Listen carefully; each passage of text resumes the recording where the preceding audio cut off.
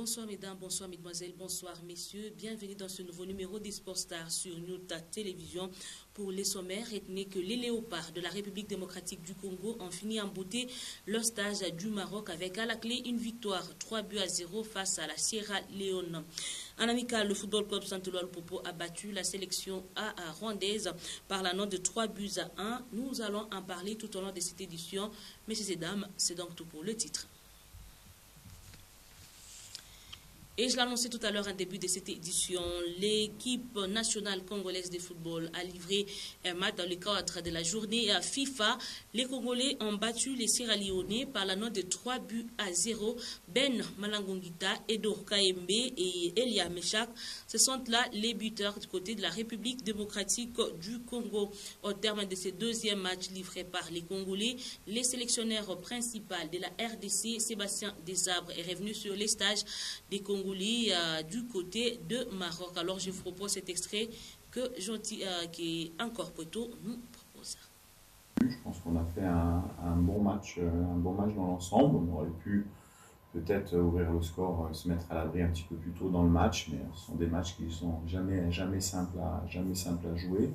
Ils arrivent vite après le premier match du Burkina. Voilà, il y avait aussi un petit peu un certain manque de confiance depuis quelques temps dans cette équipe et je pense que le résultat et le contenu du match va nous donner un peu plus de confiance. Quelle que soit l'opposition, un match ça se gagne, en tout cas en essayant de gagner. Donc on l'a fait contre la Sierra Leone, on n'avait pas su le faire contre le Burkina, donc c'est une bonne chose. Après, tout n'a pas été bien sûr parfait, mais j'ai senti une amélioration durant la semaine. C'est ce qui peut nous donner de l'espoir pour la suite. Ça m'a permis d'évaluer tous les secteurs, que ce soit technique et en dehors du terrain, le comportement des uns et des autres, et la rigueur que chacun mettait dans sa mission, parce que quand on vient en sélection nationale, on a une mission, celle de tout donner pour l'équipe et pour le pays. Comme je l'avais dit sur la première interview, j'ai senti des garçons qui sont très concernés par cela. J'ai senti un manque de confiance aussi, dû certainement aux autres résultats. Et on a encore, dans certains domaines, bien sûr, des choses à régler, mais ça m'a donné beaucoup. C'est un extrait choisi par Pascal Mwangala Marmotte. La victoire 3-0 des Léopards de la RDC face à la Sierra Leone a été suivie par les supporters congolais. Pour beaucoup, la RDC a encore du chemin à faire malgré ses succès. Les analyses vont dans le même sens et la volonté reste celle de voir la RDC revenir au devant de la scène continentale. Pour arriver à ça, il faut énormément du sérieux, a déclaré quelques fanatiques. C'est un reportage qui porte la signature de Gentis. À Lubumbashi, pas de quoi s'enflammer pour les supporters congolais après la victoire des Léopards. Une victoire saluée certes, mais pour beaucoup, le chantier reste trop grand. Avec ce présent sélectionneur, nous trouvons que les Léopards vont faire maintenant le nécessaire. Et nous pensons que dans les temps à venir, nous allons faire l'impossible de ne pas Léopards. Parce que de tout ce que le public s'attendait des Léopards, nous allons vivre le contraire, ça je sais. Oui, minilo na tu à partir à balle. Atengeneze ko tu kidogo na ila tona ko ngapa ma lina foot violence. Il équipe ne tonne chaque aucun tout bien. Et évoluer bien. Ni non coach wa ça na ma stratégie bien. Bintu bien ndega bien. Le séjour marocain aura aidé le sélectionneur de la RDC à asseoir sa vision et pouvoir enfin poser la première pierre de son édifice sous l'équipe des Léopards. Je suis sûr et certain, par rapport à match Villemiri Fatadjana, bon, il riche à 3-0, et puis pourquoi on a raté moi et Via, joueur va quoi tout décisif. Quand on a tapé tout Kucheza bien, Villemiri Léopard n'a pas joué Kucheza. En tout cas, il qu'on a promettre vraiment, entraîneur. En tout cas, coup de chapeau, mais moi, parce que tout n'a pas malgré ma match amical, mais on a prouvé qu'on a promettre quelque chose. Le souhait de tous les Congolais est de voir leur équipe nationale regagner leur cœur. On retient Gentil Mutombo pour parler de ces matchs amicaux internationaux. Et ces matchs internationaux se sont poursuivis hier mardi 27 septembre 2022. Et les mondialistes africains qui préparent la compétition au Qatar n'ont pas été rassurants. Le Maroc ne sait plus gagner. Le Sénégal a douté face à l'Iran. Et la Tunisie a souffert en France contre le Brésil. Et l'équipe camerounaise n'a plus connu des victoires depuis maintenant 3 matchs avec la tête Rigobert Song. Tourmenté par une préparation compliquée, le Cameroun donne une image inquiétante à l'approche de la Coupe du Monde. Les Lions indomptables se sont sabordés une nouvelle fois en 2 sorties. Après la correctionnelle subie face à l'Ouzbékistan 0-2, les hommes de Rigobert Song se sont fait doucher devant la Corée du Sud, montrant ainsi quelques fébrilités défensives. Sur un ballon repoussé par André Onana, Heung-min Son surgit pour envoyer le ballon au fond de filet. Cloués derrière le score, les Camerounais ne vont jamais rattraper les Sud-Coréens au marquoir. 1-0 au coup de sifflet final. Les Lions indomptables sont moins rassurants à 1 mois et quelques semaines de la Coupe du Monde Qatari. Le Cameroun sera dans le groupe G aux côtés du Brésil, la Suisse et la Serbie. En Autriche, le Sénégal n'a pas pu enchaîner avec une 2e victoire de rang. Les Lions de la Teranga ont été poussés vers un match nul de 1 but partout par l'Iran. Bien aidé par le défenseur iranien Pourali Gadji qui détourne le ballon dans ses propres filets, le Sénégal prend le devant 1-0 à la 55e minute. Mais la joie des Lions de la Teranga ne sera que des courtes durées.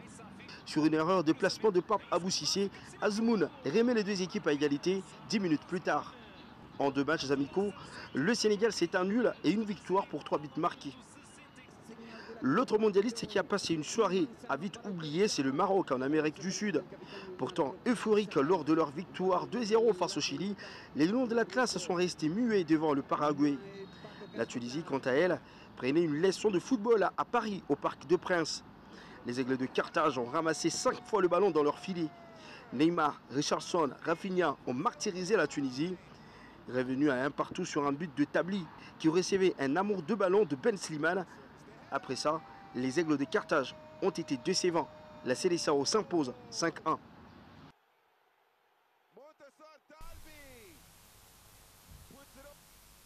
Éliminatoire Cannes Algérie U23, on parle tout à fait avec cette manche retour de premier tour qui s'est joué sur différents terrains africains. En ce qui concerne les Léopards U23 de la République démocratique du Congo, les Congolais se sont qualifiés après un service minimum face à l'Éthiopie, 1-0. Voilà les scores qui a soldé cette rencontre.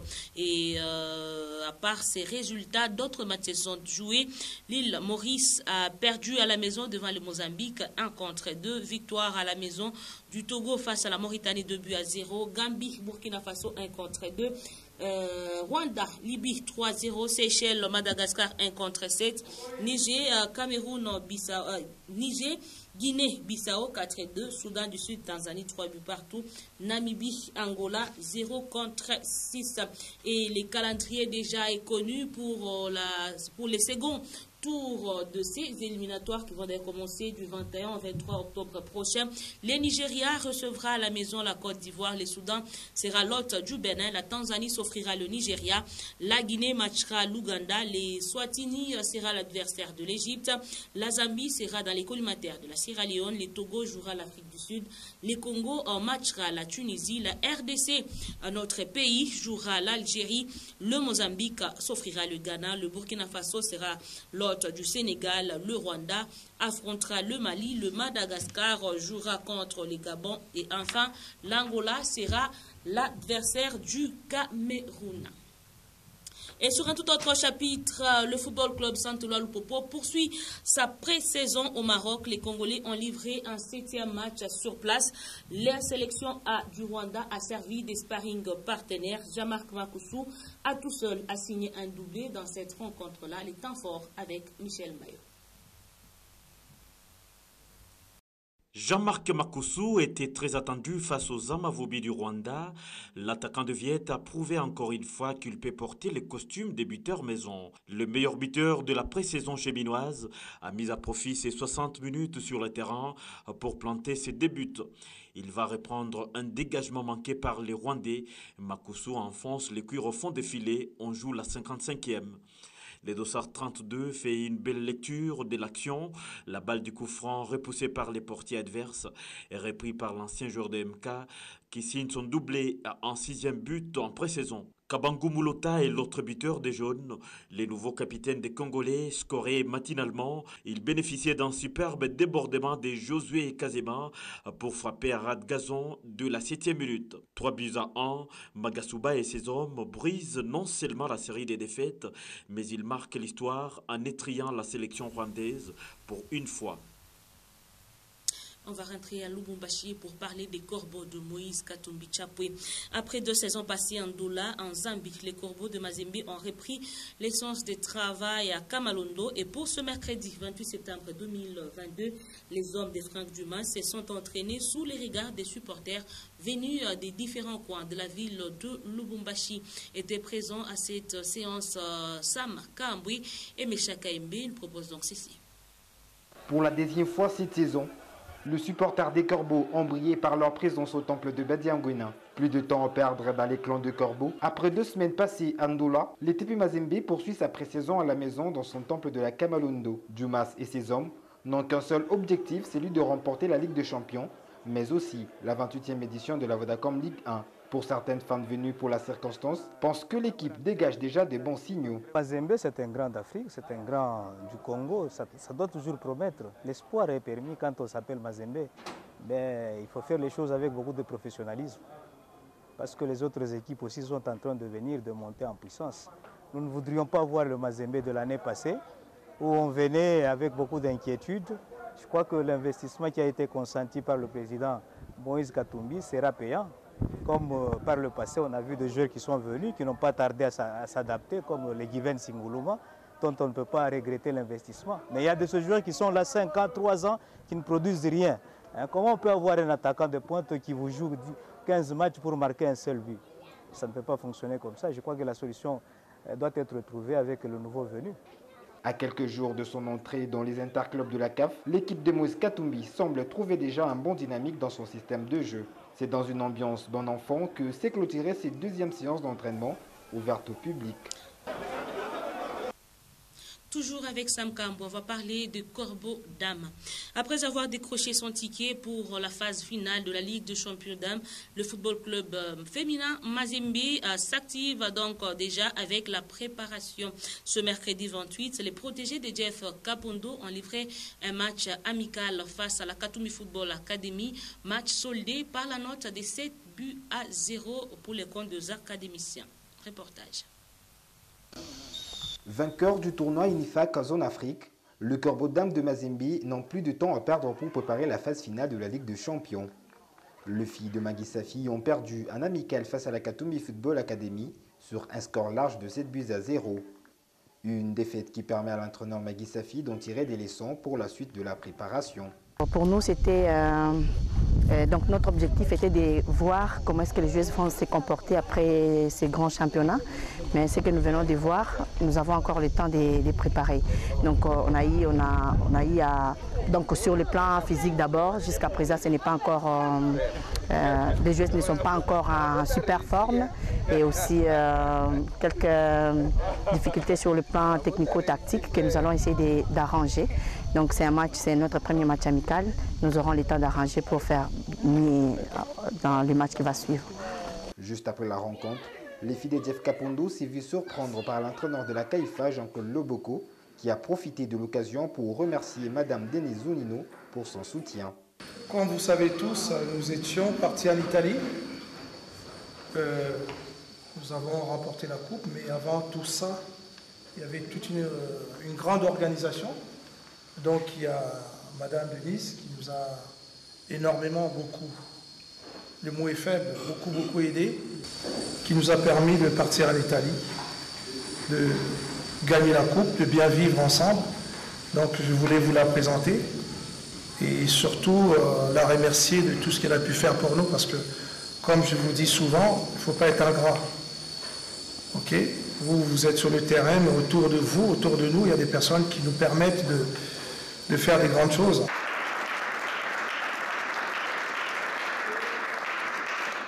Présente à cette petite cérémonie, Madame Zunino n'a pas manqué des mots pour féliciter la CAIFA et même l'équipe de Mazembe Dame pour leur sacre. Et pour moi, maman italienne, c'est vraiment été une chose très grave. Pour toutes les choses que vous avez fait là-bas, dans notre pays, et pour avoir gagné la coupe, pour votre comportement, pour... bon, c'est à vous que moi j'ai fait.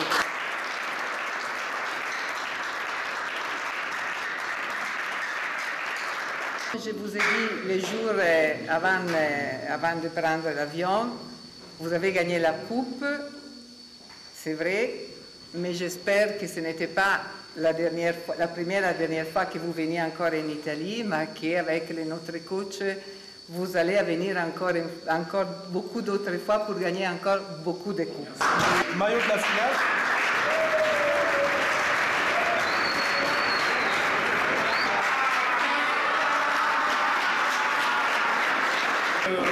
Nous avons gardé pour vous, symboliquement.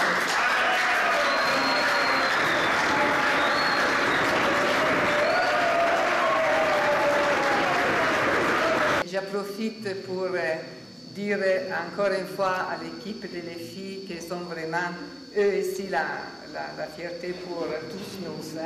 Et je voudrais vous montrer la coupe que nous avons gagnée. Donc, s'il vous plaît. C'est au tour du partage d'un gâteau qui s'est clôturé cette journée qui a réuni la CAIFA et les Dames de Mazembe ce mercredi.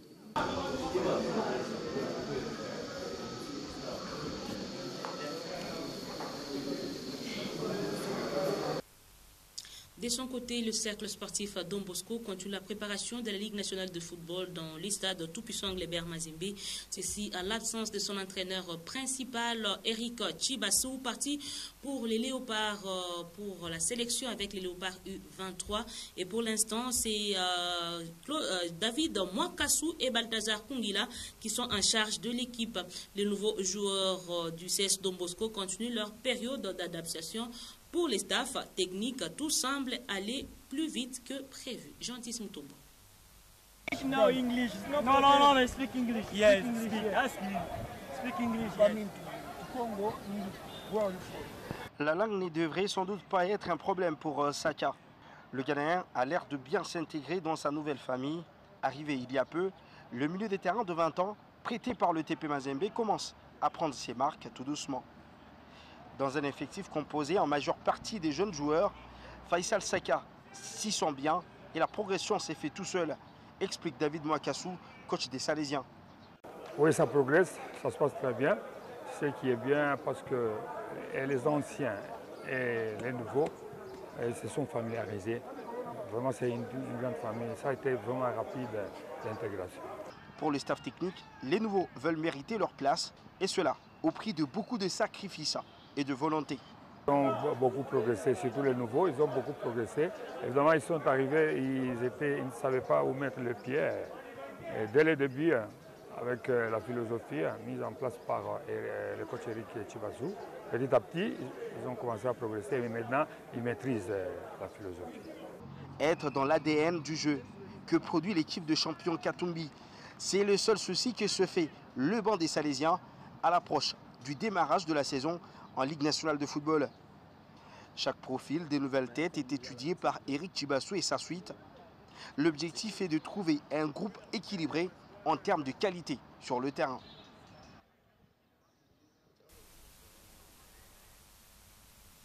Et on va aller à présent à la Ligue de football du Katanga. La LIFCAT a suspendu les championnats de football de l'entente urbaine de Kamina. Ceci après avoir constaté de l'anarchie dans l'organisation de ce football de ces côtés-là. Ainsi, les comités dirigés par Jacques Ndoumba, comme président AI, a tapé la main sur la planche, sur ces dossiers. Jacques Ndoumba a donné quelques conditions pour le démarrage de ces championnats. Je vous propose dans cet extrait choisi pour nous par encore Pueto. Et puis, ils vous prennent beaucoup de temps. Votre football n'est pas sponsorisé. Vous n'avez pas d'argent pour payer les arbitres. Imaginez. Ça vous prend beaucoup de temps. Avec 10 qualifiés, non. Désormais, s'il vous plaît, ce n'est pas la LIFCAT, non. C'est ça la norme. C'est ça la norme.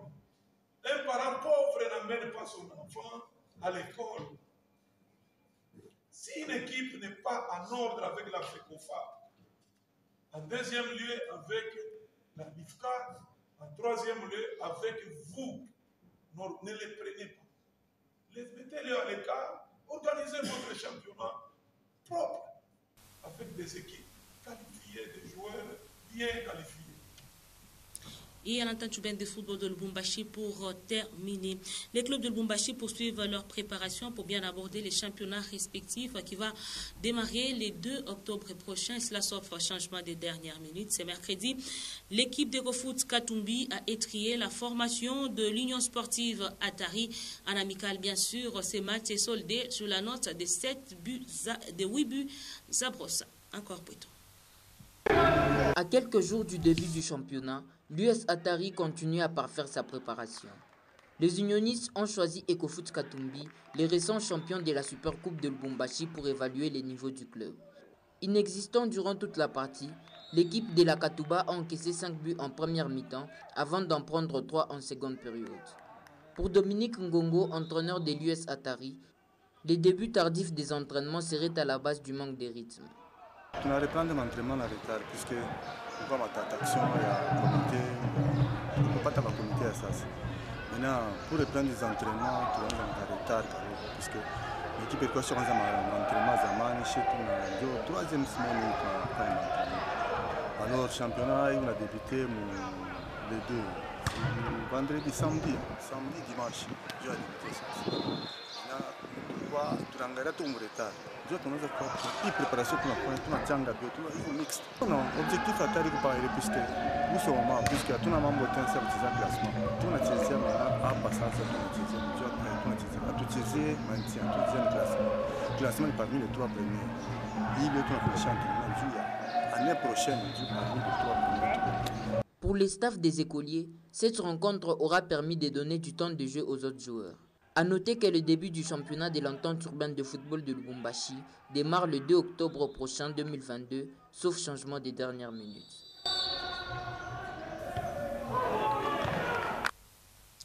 Ainsi s'achève cette édition du journal. Messieurs et dames, merci à vous de nous avoir suivis. Prochain rendez-vous, c'est jeudi à partir de 19h40. D'ici là, portez-vous bien.